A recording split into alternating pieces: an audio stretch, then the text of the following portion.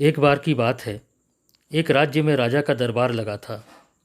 सर्दियों के दिन थे, इसलिए दरबार खुले धूप में लगा था। सभी लोग बैठे हुए थे। दीवान थे, मंत्री थे, राजा के पंडित थे तथा राजा के परिवार के सभी लोग उपस्थित थे। राजा अपनी बात प्रारंभ करता, इससे पहले भीड़ में से एक आदमी बाहर आता है और कहता है कि मुझे राजा साहब से मिलना है। मेरे पास 2 चीज़ें हैं जिसकी मैं राजा और दरबारियों से परीक्षा लेना चाहता हूँ। उस आदमी की बात राजा साहब तक पहुँचाई गई। राजा साहब के द्वारा उस आदमी को दरबार में आने की इजाज़त दे दी गई। राजा ने कहा, बताओ क्या बात है। इस पर उस इंसान ने कहा, मेरे पास एक जैसी दिखने वाली 2 चीज़ें हैं।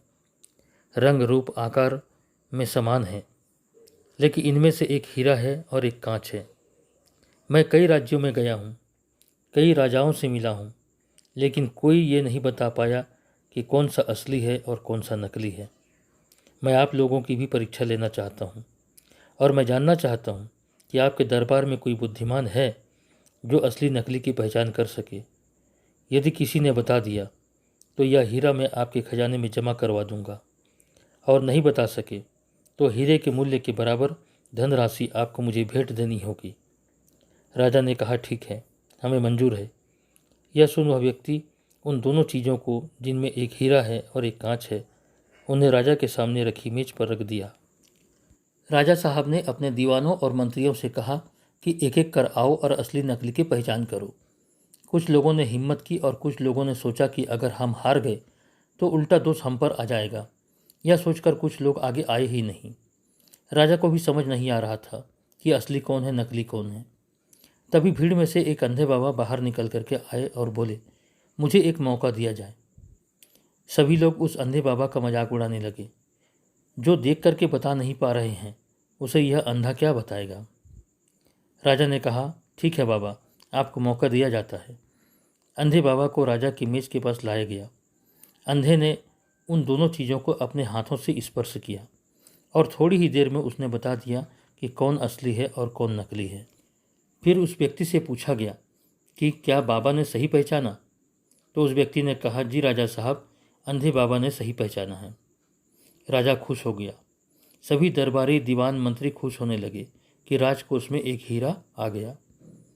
इस बीच राजा ने उस अंधे बाबा से पूछा, बाबा, आप तो देख नहीं सकते, फिर भी आपने असली नकली की पहचान कर ली।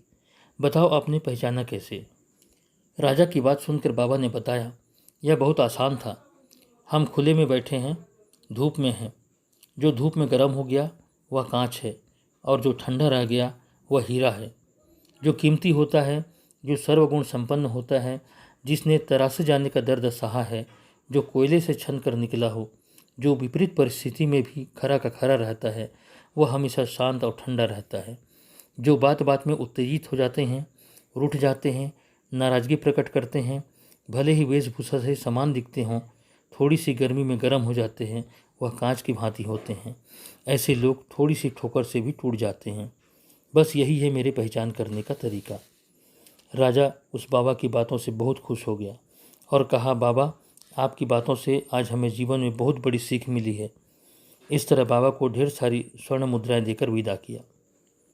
दोस्तों, इस कहानी का मोरल यह है कि एक पालक या एक मुखिया या एक लीडर अपने जीवन में काफ़ी उतार चढ़ाव दिखा रहता है, हर परिस्थिति से गुजरा हुआ रहता है, विपरीत परिस्थिति में भी धीर, वीर और गंभीर रहता है।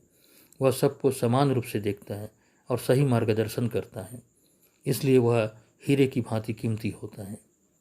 साथियों, यह कहानी आपको कैसी लगी कमेंट बॉक्स में अपनी राय ज़रूर लिखिएगा और इस चैनल को सब्सक्राइब कर लाइक और शेयर ज़रूर करें।